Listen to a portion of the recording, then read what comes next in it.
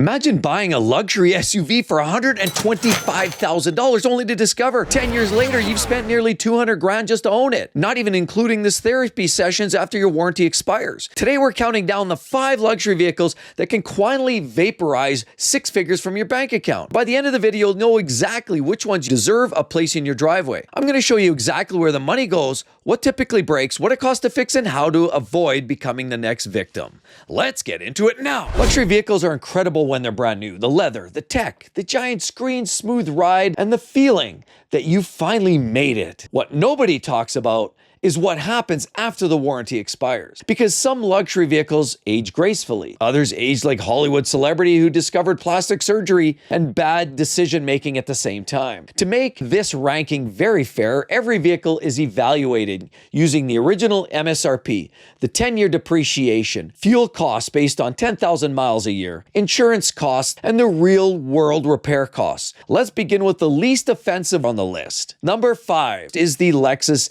LX 700H. The LX traces its roots back to 1996 as has always been based on the legendary Toyota Land Cruiser platform. The original LX 450, essentially a Land Cruiser wearing a tuxedo. Over nearly 3 decades ago, the LX developed a reputation almost no luxury SUV can claim. Actually surviving long enough to become old, LX models are routinely found with 250, 300,000 and even 400,000 miles. The average Lexus LX owner has 3 retirement accounts, a financial planner, and still reads warranty documents for entertainment. This is the kind of person who researches washing machines for 6 months before buying one. We all know one of those. The original sticker of these SUVs were about $115,000 in 26, and the value after 10 years is about 45 grand. Depreciation loss therefore leaves it at 70 grand lost. Fuel costs in those 100,000 miles or 10 years is about $20,000, and insurance is going to cost you about 22 grand. Maintenance repairs, 18,000, and the total cost of ownership is $130,000 on that vehicle, including all factors. Common issues at 30,000 miles, mostly routine, oil services, filters, fluids. 60,000 miles. Now that's another story, because at that point you're dealing with hybrid cooling service, suspension bushings, repair costs, of course, might be in that $1,000, possibly $3,000. But when you get to 100,000, things start to change. Things start to break. They wear out. They leak. Coolant, oil. You've got to start taking care of those parts.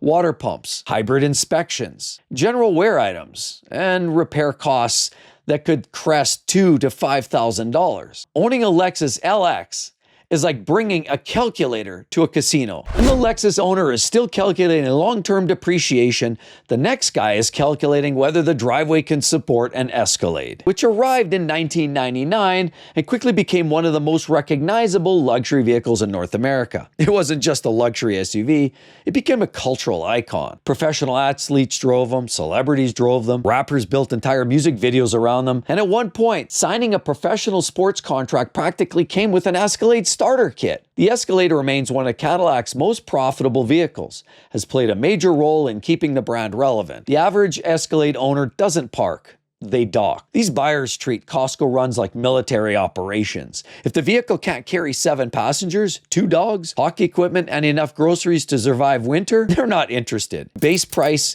$123,295. The value of that vehicle after 10 years, $35K. Yeah.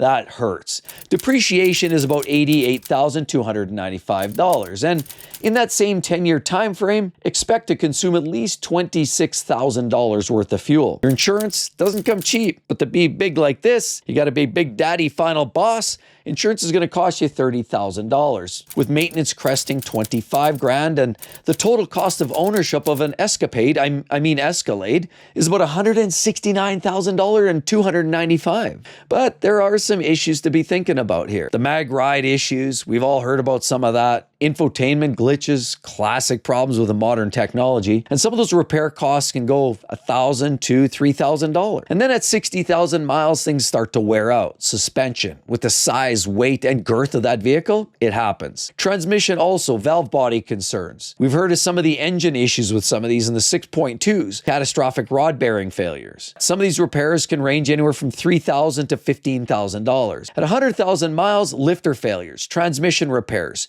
$6,000 to $12,000. Again, it just keeps mounting. You want to pay to play? That's how the game goes, right? The Escalade has enough screens to watch your retirement account disappear in real time. The next one in line is the BMW X7 M60i. And some fun facts that go with the BMW is it entered the full-size luxury SUV market relatively late. The X7 debuted in 2019 as BMW's flagship SUV. The mission was to build something large enough to compete with Mercedes, Cadillac, Range Rover, while still driving like a BMW. The M60i versions take things to another level. Twin-turbo V8, over 500 horsepower, nearly 3 tons, and guess what? This giant, magnificent SUV accelerates faster than many sports cars from over 10 years ago. The typical buyer profile of the average X7 wants to transport 6 people while simultaneously reminding everyone they were cool before having kids. They're not ready for a minivan. They're not ready for retirement. They're desperately trying to thread the needle. The ownership costs don't come cheap. Original sticker price ranges from $116,550 and up, and the value after 10 years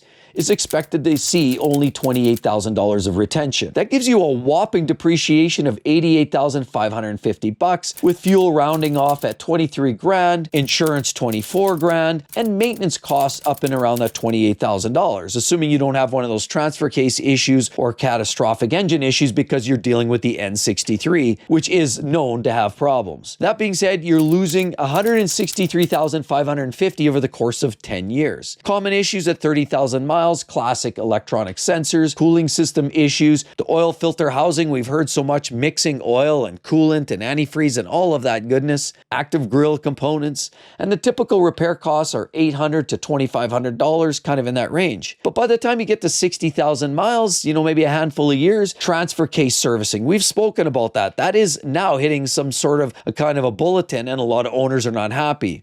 Air suspension repairs, cooling system repairs, and those costs can go $3,000 up to $7,000 and $8,000. By the time you hit 100,000 miles, many consider BMWs at high mileage. With turbo cooling lines, valve stem seals, they start to burn oil, and the oil leaks start to leak on the ground. Repair costs may be in that $6,000 to $15,000. BMW calls it the ultimate driving machine. Your service advisor calls it the ultimate billing machine. If cars mean more to you than just basic mode of transportation, and you want to join a community that actually cares about the fun driving experience, Exotic Car Play Place. Grab your merch just like this right down below, click and link, you're good to go. That takes us to the next one, and it's the Range Rover P530. The Range Rover debuted in 1970 and essentially created the luxury SUV segment. Before Range Rover, off-road vehicles were mostly workhorses. The Range Rover introduced luxury to off-road capability. For decades, it became the vehicle of choice for royalty, celebrities, politicians, and wealthy people. They have appeared in hundreds of films and TV shows because they instantly communicate wealth and status. And of course, the typical profile of an average Range Rover owner has absolutely no intention of going off-road. And the closest this vehicle gets to rough terrain is the speed bump at Whole Foods. At $125,000 sticker price, the value after 10 years of these Range Rovers is $122,000 with $103,000 depreciation or value loss. 24 grand in fuel in that time, $30,000 in insurance costs, and maintenance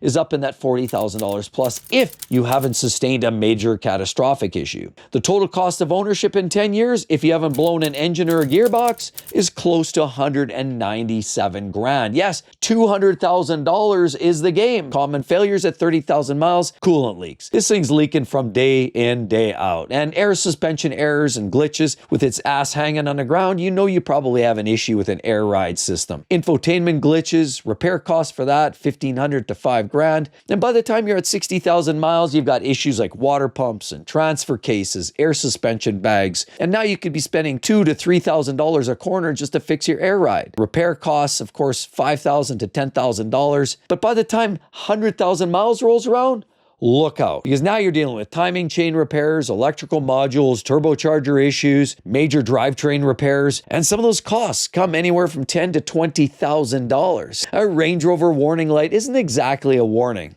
It's a subscription service. That being said, as expensive as a Range Rover is, Mercedes engineers looked at complexity and said, hold my schnitzel. Yes, in fact, the Mercedes-Benz S580 gets the biggest loser prize for some of the most expense owned after 10 years. And the S-Class is arguably the most influential luxury sedan ever built. For decades, Mercedes has used the S-Class as a rolling laboratory. Many technologies found in ordinary vehicles started to appear in the S-Class many years in advance. Electronic stability control, adaptive cruise control, and advanced airbags, night vision systems, and countless safety technologies. When other manufacturers build flagship luxury sedans, they often start by asking, how does it compare to the S-Class? And ownership costs pretty substantial, because they start around 130 grand for base trim. And of course, after 10 years, $25,000 is all you're gonna see in value. Try to trade that in, nobody's buying that. Depreciation, 105 grand, with fuel hitting about $22,000 in 10 years, insurance, $28,000 in 10 years, maintenance, $32,000 in 10 years,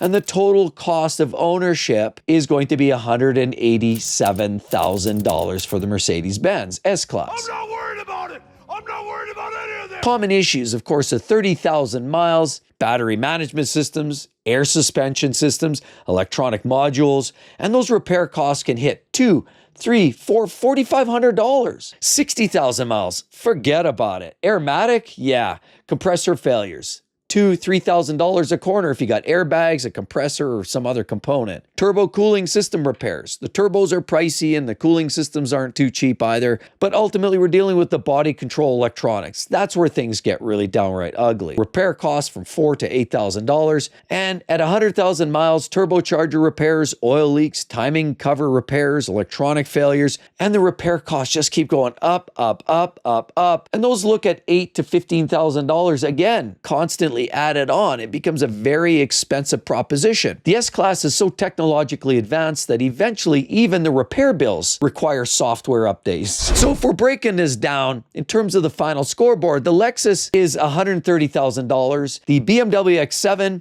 is $163,000, the Escalade is $169,000 and change, with the Benz being $187,000, and the Range Rover topping the list at $197,000 of ownership costs in 10 years. You've got to consider this. Range Rover, $103,000 lost to depreciation alone. Mercedes-Benz S580, 105 grand to depreciation. The Escalade, 170 grand. The BMW X7 has a potential for $15,000 repair bills. After 100,000 miles, the Lexus LX is the cheapest vehicle here by a long shot. It still costs approximately $130,000 to own in 10 years. The difference between first and fifth place, roughly $67,000. That's enough money to buy an entirely new entry-level luxury car. The takeaway in this is essentially luxury vehicles don't become expensive when you buy them. They become expensive when you keep them. The purchase price gets all the attention. Depreciation, maintenance, insurance, and repairs quietly do all the damage. Luxury vehicles don't lose value. They simply transfer ownership of your money